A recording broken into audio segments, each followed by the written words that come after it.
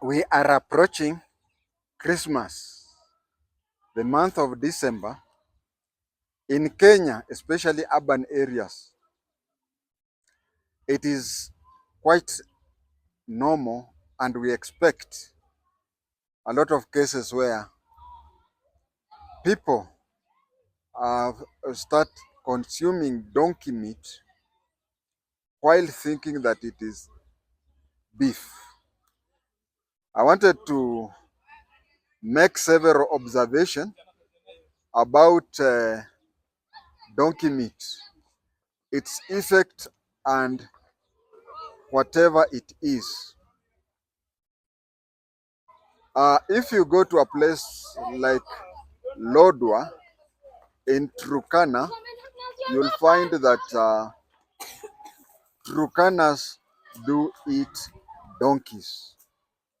Turkanas do eat donkeys, and it is known.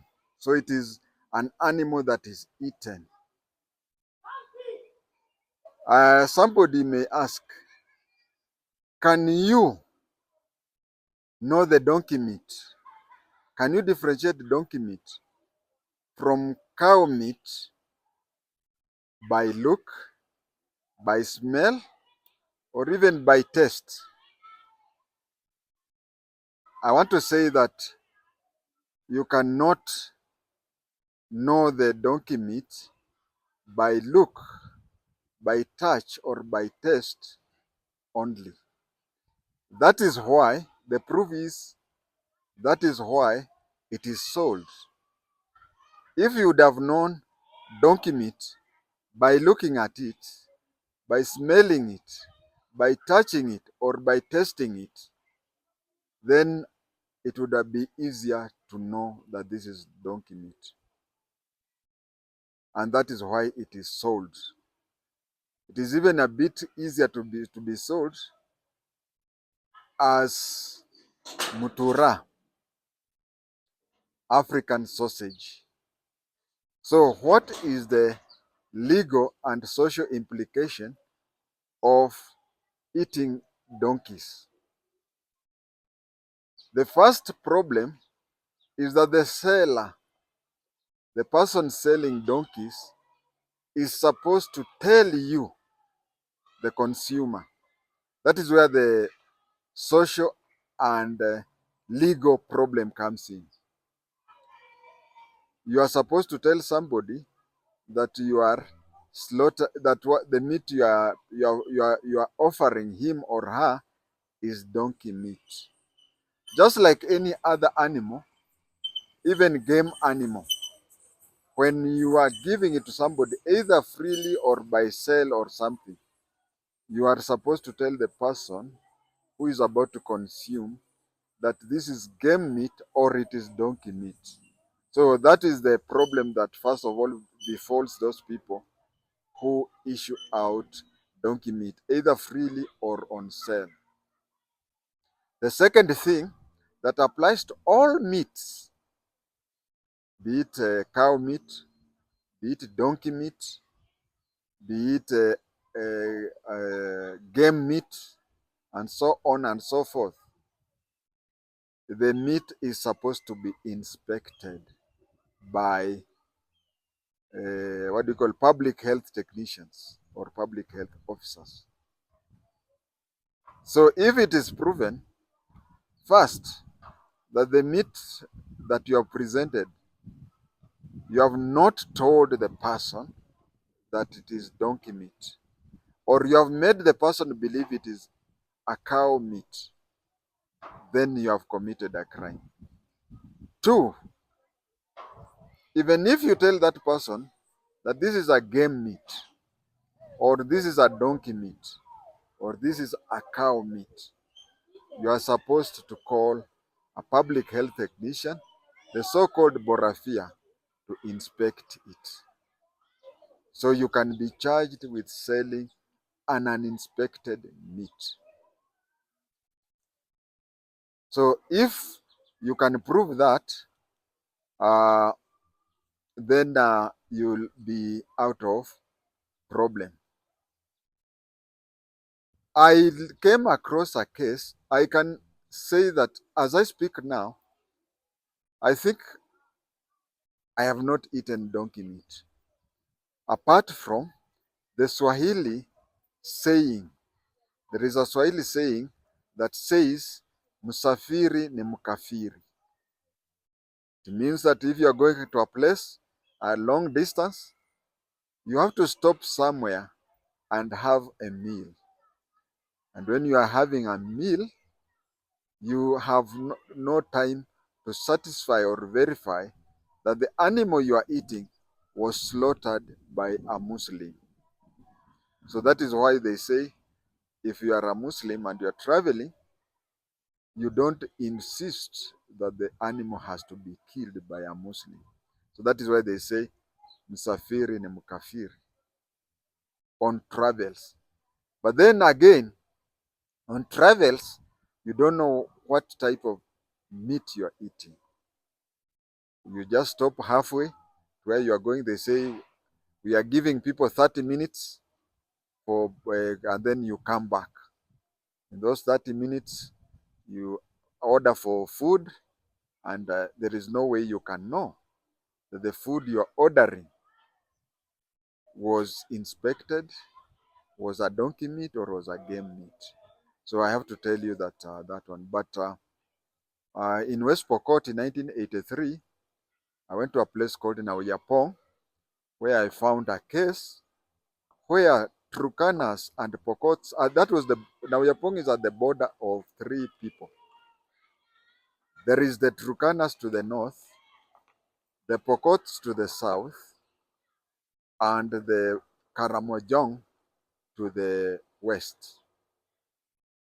I found out that before I had gone there, they used to sell meat, and it was discovered that they used to supply the askaris with the donkey meat. So the askaris said that now henceforth you will slaughter an animal when we are there. We eat it if we buy it, and if we can't buy the whole of it, whatever remains hiyo ni hasara kwako. So that one I can say I've never had donkey meat unless it is through safari. The other thing I want to talk about is camel meat. I said that donkey meat tastes and looks and whatever like a cow's meat. The same applies to camel meat. I can say that camel meat I've had a few occasions. I remember both occasions were in Mandera. One occasion, which I think the first one, uh, these people who slaughter animals had a problem with police. And you see, most police were non-Somalis. And slaughterers were Muslims, which is Somalis. So one day they decided that they will not slaughter goats, sheep, and cows. They said that that day they will only slaughter camel. So one day we went, I think we were a few people, went to a hotel, ordered, it was macaroni pasta. So we were served with that. And in the course of eating, that is when it occurred to us that day they had not slaughtered, they had only slaughtered camel. And I called the people from the hotel and asked, did you serve us just camel? I said, kwani kuna ubaya gani? That is the first time I saw that. The second and last time, which I knowingly ate, it was, I was staying alone in the house with the houseboy. And one day when I was going home at night from my drinking place, I checked with the kitchen and found that the cook had prepared meat with kunde. What do you call kunde in English? Uh, I just did that and went to sleep. When I went to sleep, the following day, in Mandera, you don't, nowadays maybe there's a lot of fridges or anything. What they used to do, the days I used to stay in Garissa, Wajir, and Mandera, was that animals were slaughtered at 10, and by 2 it is sold. But because if it slept and it is a very hot area, then the meat would go bad. So butcheries used to sell meat by 2. So this houseboy had done a trick where he bought camel's meat for me. For those of you who have never tasted camel meat, you'll find that the first few days when you're eating, you find that you diarrhea a lot. Diarrhea a lot. Uh, Another thing that makes you know that you have eaten camel meat is that somebody who's used to eating camel meat, if he comes and he or she greets you, you'll find that he or she will be telling you that have you handled camel meat? Because even if you wash your hands with the detergent, the strongest detergent you can remember, it still remains. So somebody who knows that will say, kwani siku hizi unakula hata nguruwe, unakula ngamia. So back to this houseboy, he he used to come to the office, my office, at around 10, and I would give him 20 shillings. 20 shillings was to buy beef. For a kilo of beef was 17 shillings, and he would buy sukuma for 3 shillings. Now there's a time he had found a way where because the camel meat that time used to cost half the price of beef. So you find that the beef used to cost a kilo 17. No, a kilo was 17. And he would buy kunde scalpies for 3 shillings. This fellow went and looked for another 3 shillings. So he bought kunde for 6 shillings. And you see, 17 shillings is a kilo of meat, uh, cow's meat. But 17 is 2 kilos of camel meat. So he looked for 6 shillings and bought 2 kilos of camel meat and double kunde. So he was coming to the office to ask me for the 20 shillings. And as I was about to give him, I remembered, but nilipita usiku nikaona already kuna mboga ya leo. And he was shocked. But you see, if you have, there is the way a person who is guilty over something behaves.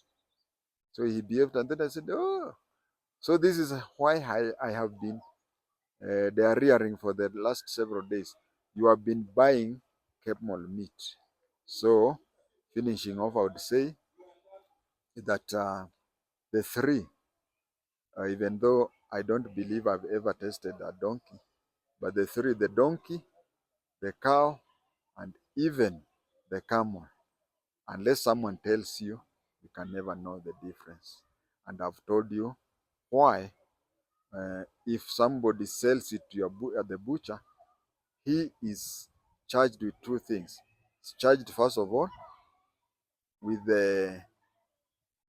telling you that he's selling you cow's meat, whereas he's selling you donkey meat. Second, any meat, be it game meat, be it domestic meat, be it even donkey meat, it is supposed to be inspected before eating. With those remarks, I say kwaheri.